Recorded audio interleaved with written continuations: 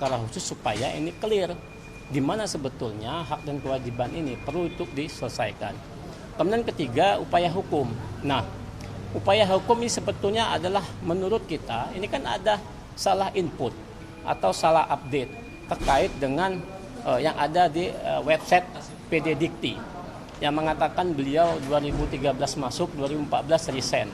Sementara ijazah beliau 2012. Nah, ini sebetulnya kesalahan administratif. Makanya harus mengedepankan yang namanya azas soalan pidana itu harus di apa namanya? Terakhir. Remedium apa dulu. Jadi proses ini harus proses yang terakhir dilakukan. Sanksi administratif itu harus dilakukan terlebih dahulu. Maka dari itu kita mengajukan upaya hukum perbuatan melawan hukum di Pengadilan Negeri Timur yang mungkin sidang nanti 2 minggu lagi untuk mempersoalkan di mana perbuatan melawan hukum yang dilakukan oleh pihak-pihak kampus, pihak rektor dan juga pihak yayasan. Itu kita lakukan. Kemudian kedua, barang tentu narasi yang disampaikan oleh pihak kampus mengatakan beliau tidak kuliah, itu pasti kita akan melakukan upaya hukum terkait dengan pemberitaan bohong dan fitnah. Dan banyak upaya hukum yang lain kita akan lakukan. Salah satu kita masih menguji, masih memikirkan apakah kita harus mengambil upaya hukum pra peradilan atau tidak. Begitu ya, 3 hal itu yang perlu kami sampaikan. Dari Ibu sendiri kan ini diperiksa perdana sebagai tersangka. Bagaimana kesiapan Ibu untuk menjadi pemeriksaan ini? Kemudian nanti apabila Ibu dilakukan penahanan begitu, bagaimana Bu? Apakah siap ditahan? Pertama, saya melaksanakan semua proses hukum yang seharusnya, dan saya menghormati itu. Lalu terkait dugaan ijazah palsu ini, perlu saya sampaikan bahwa di sini tidak ada niat jahat. Jadi tidak ada niat jahat dan kita juga tidak mengetahui tentang hal itu. Karena waktu pencalonan DPRD, baik pencalonan Bupati 2018, itu sudah diverifikasi oleh KPU dan ada berita acaranya kita sudah diserahkan. Jadi terkait ini dan perlu kami sampaikan juga tidak ada yang dirugikan dalam hal ini. Jadi untuk hal-hal tersebut ya ini hanya masalah administrasi, mudah-mudahan bisa nanti dijelaskan lagi ya, dan mudah-mudahan KUHP yang baru ini memang mengedepankan faktualnya, jadi tidak lebih cenderung ke kriminalisasi. Bu, harapan proses penahanan kalau misalnya itu terjadi karena statusnya sudah tersangka saat ini. Ya semua itu semua itu kita lakukan saja, semua proses hukum yang memang harus dilalui. Bu, tadi disebutkan kalau Ibu mencalonkan diri jadi wakil gubernur itu menggunakan ijazah SMA. Artinya walaupun memang terbukti ijazah ini tidak sah gitu, berarti apakah menurut Ibu ini nggak ada sangkut pautnya dengan pencalonan Ibu dan jabatan Ibu sekarang? Jadi begini, kronologisnya adalah pada 2024 ketika kami mau melegalisir itu kampusnya tutup.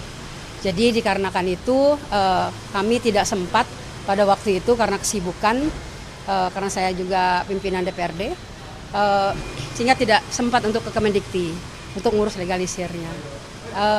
Kemudian dari keterangan beberapa keterangan kita cek di Kemendikti, maka itu ada kesalahan input. Lalu kami waktu itu sempat ke tempat Ibu Dekan dan dosen pendamping. Kami mendapatkan juga surat pernyataan langsung tulis tangan bahwa menyatakan bahwa saya betul mahasiswa beliau dan betul pernah berkuliah di Azhara seperti itu. Ada barang bukti ini? Ya, pertama kalau terkait dengan penahanan ya, saya pikir nggak sampai ke sana. Karena kan wakil gubernur terus ada izin dari Kemendagri ya. Jadi kita berharap penyidik juga objektif, beliau selama ini korporatif ya. Jadi jangan berharap sampai terjadi begitu. Kalaupun ada pasti kita melakukan upaya hukum itu. Nah kedua, ini kan supaya narasi masyarakat tidak berkembang liar ya. Membuktikan bahwa beliau itu betul-betul kuliah gitu ya. Dan ini sudah kita sampaikan ke penyidik terkait dengan bukti-bukti jauh sebelum proses penyidikan. Masih proses penyelidikan.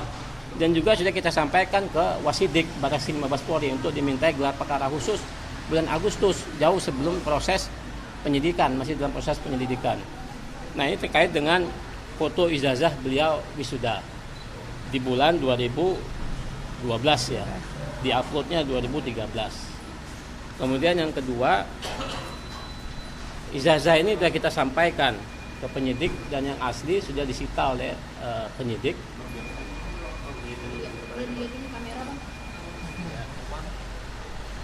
Jadi kalau masyarakat bilang nggak ada ijazah, ini ada ijazahnya. Maka kita sampaikan dalam kesempatan ini.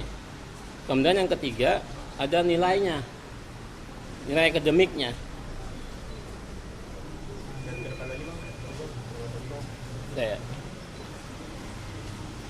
Kemudian ini yang dilegalisir, pihak kampus yang legalisir pada saat beliau pencalonan wakil bupati ya, Belitung pada saat itu. Kenapa di Pilkada 2024 Bangka Belitung itu tidak ada ijazah S1-nya? Karena kampus 2024 sudah tutup, maka tidak bisa legalisir. Begitu ya, kenapa beliau nggak menggunakan ijazah S1? Sama. Nah, kemudian ini ada KRS, KHS-nya. Ada keterangan kuliahnya di sini. Ini sama juga KRS, KHS-nya, ada nilainya. Bang, tutupnya itu karena kampusnya udah nggak beroperasi lagi? Atau? Kita tidak tahu persis kenapa itu tutup. Berarti memang tutup dalam Iya. tutup permanen? Ya. Ya kalau permainan itu tanya sama pihak kementerian ya. Yang kita tahu di website itu dinyatakan tutup 2024. Kalau mengenai alasan kenapa tutup segala macam itu yang tahu kawan-kawan dari kementerian ya. Kemudian ada juga SK Yudisium. Saya lupa ngeprintnya. Tapi penting untuk ditunjukkan SK Yudisium supaya SK Yudisium. Ada ini.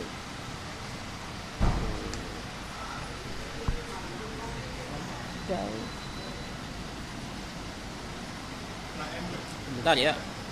Karena ini penting, SK Yudisium ini kan ada tanda tangan Pak Rektornya.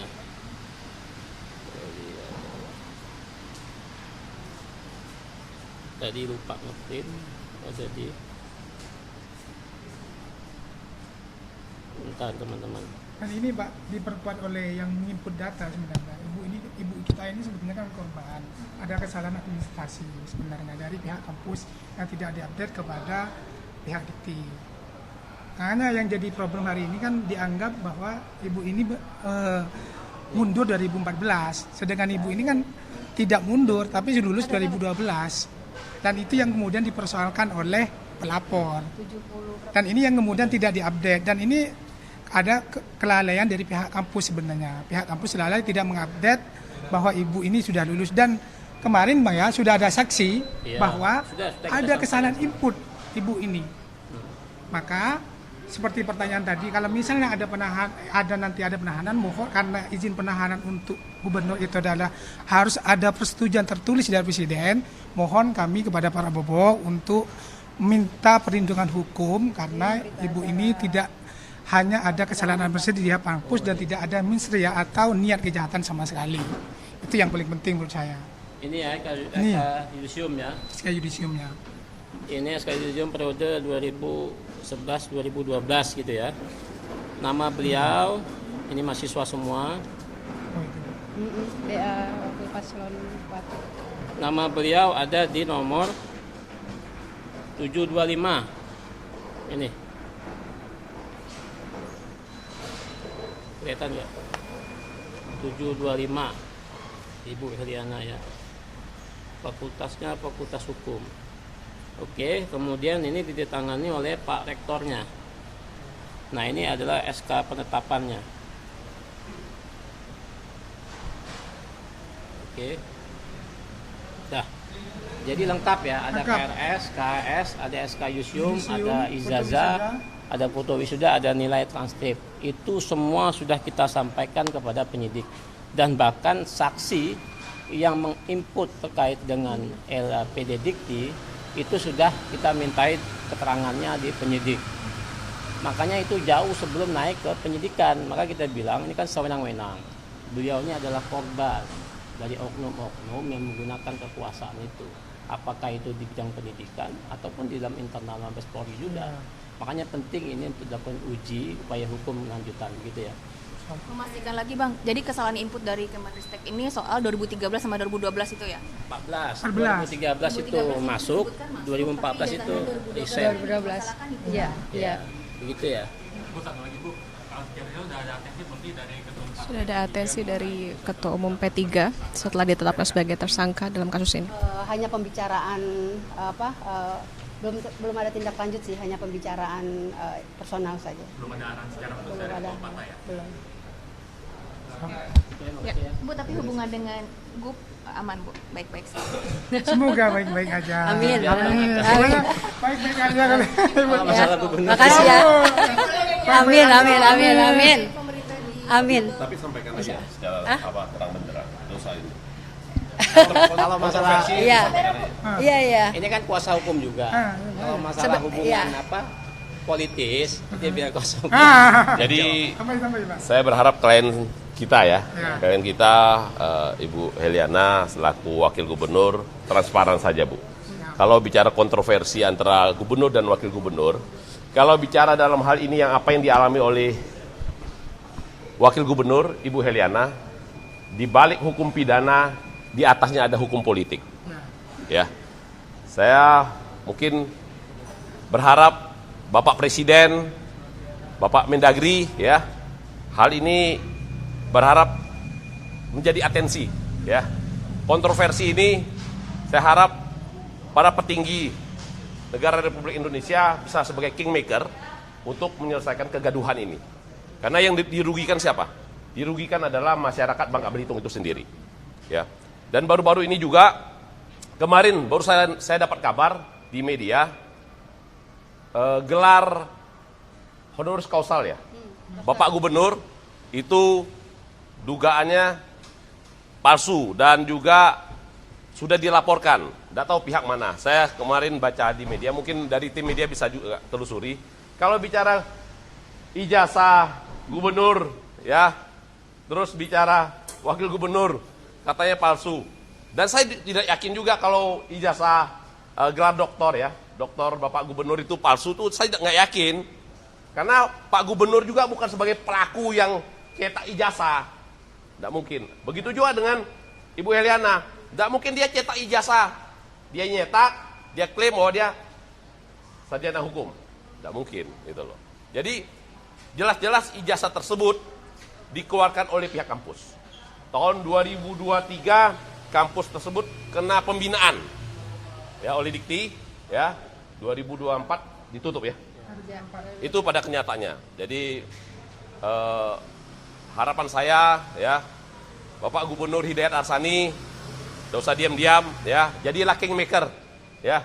Kau selesaikanlah kegaduhan yang sudah terjadi ini. Karena Bapak sebagai gubernur gitu loh. Itu aja harapan saya selaku advokat pendamping ya, bersama para rekan. Ya. Ibu, sedikit dari Ibu, berarti Ibu memandang Ibu ini korban politisasi ya? Sebetulnya karena ini memang tidak bisa dipungkiri ya, keretakan dengan Pak Gubernur itu memang dari mulai ya paling sebulan hanya normal kita Setelah pemilihan. Setelah pemilihan, setelah pelantikan sebulan kita normal. Selanjutnya ya saya sempat bersurat ke Kemendagri, ke DPRD tentang pembatasan kewenangan yang memang sudah seperti dikeluarkannya Pergub, surat edaran yang dikeluarkan oleh Pak Gubernur untuk membatasi ruang gerak kita sebagai wakil gubernur. Jadi sekarang pun memang posisinya sebenarnya saya tidak mau berpolemik ya. Saya tidak mau juga semakin ricuh, tapi karena sudah ditanyakan dan memang harus barangkali hari ini harus disampaikan. Ya memang sekarang keadaannya saya sendiri di dalam ruangan wakil gubernur tanpa ada tugas-tugas protokoler yang tanpa fasilitas. Apa saja yang sudah dilakukan oleh Bapak Gubernur terhadap Wakil Gubernur? Coba sampaikan secara transparan di media nasional. Ini saya yang bertanya. Atau disimpan. Nanti kan setelah pemeriksaan. Tidak apa-apa, sampaikan aja. Ini kebetulan momennya. Sehingga publik tahu. Sampaikan aja. Apa yang dialami, item per item disampaikan.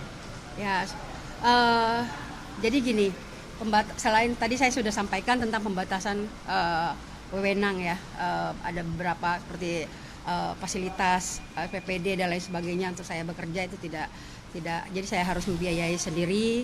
Lalu semua kondisi dibuat mencekam, artinya PNS, ASN, satu orang pun tidak berani untuk datang ke dalam ruangan selain yang menyampaikan gaji ya. Jadi yang lain itu sulit untuk dihubungi dan lain sebagainya, sehingga seperti itu keadaan di Bangka Belitung. Hingga saya setiap hari sebenarnya memperjuangkan ini, tapi setiap saya memperjuangkan nampaknya mungkin menjadi ketersinggungan dari beliau ya, sehingga hari ini pun saya kena di Bangka Belitung. Kami juga lagi menjalani sidang 22 juta tuduhan penipuan. Sampaikan itu 22 juga. Juta. Yang sudah dikasih duit itu ada 200 juta. Jadi penipuan bicara kamar hotel. Jadi yang lucunya kalau kita bicara laporan itu kan cakap sebagai pelapor itu kan harus ada. Ini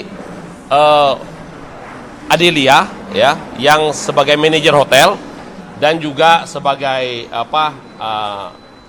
orang terdekat ibu juga ya. Maksud staf khusus saya. Ya, staf khusus juga. Jadi katanya ada tagihan hotel yang berulang-ulang dari tahun 2002 sampai 2005. 2003 sampai 2004 ya. Jadi tagihan tersebut nggak lunas-lunas, sisanya ada 22 juta kurang lebih ya. Jadi pada kenyataannya setelah kita melakukan validasi, aliran dana yang sudah diberikan oleh Ibu Heliana kepada Adelia kurang lebih hampir 200 juta rupiah. 200 lebih. Jadi dakwaan kejaksaan itu 119 juta rupiah. Sedangkan Adelia juga meminjam uang Ibu Heliana kurang lebih hampir 30-an juta. Jadi ada kelebihan. Sampai saat sekarang ini Adelia yang menerima aliran dana tersebut tidak pernah ada namanya itu laporan penggunaan dana tersebut. Jadi tiba-tiba ada laporan ya mengatakan bahwa Ibu Heliana melakukan penipuan tipu gelap ya atas kamar hotel yang dipesan. Yang fakta persidangan juga yang menggunakan kamar hotel tersebut sebagian Ibu Heliana tidak tahu. Tapi tagihan tersebut diwajibkan Ibu Heliana harus membayar gitu loh. Jadi banyak fakta-fakta persidangan yang sudah muncul di persidangan. Nah, mudah-mudahan hakim bisa memberikan putusan yang objektif. Dan saya yakin Bu Heliana bisa mendapatkan keadilan. Terima kasih ya, Bu. Terima kasih ya, doakan ya.